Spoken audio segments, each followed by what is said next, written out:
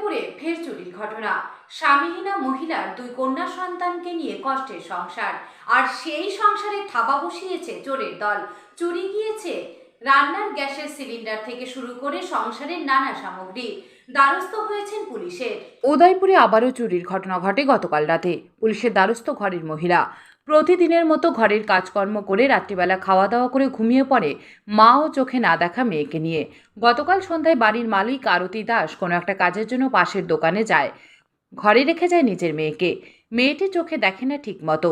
আরতি দাস রাত 7:30টায় বাড়িতে এসে মেয়েটাকে নিয়ে খাওয়া দাওয়া করে ঘুমিয়ে পড়ে। আরতি দাসের স্বামী মারা গেছে আজ থেকে 15 বছর আগে।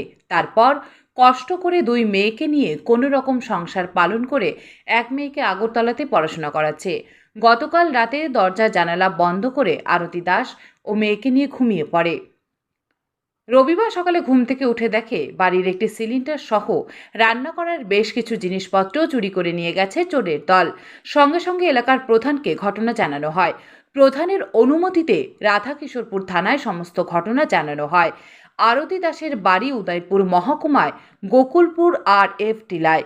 পুলিশ মামলা হাতে নিয়ে তদন্ত শুরু করেছে। পুলিশের কাছে জানাইতাম বলে কিভাবে চলেন, সংসার কিভাবে চলে? আমি তো গরু টরু আছে, 2টা গরু টরু আছে, ছাগল টাগল পালি। স্বামী নাই?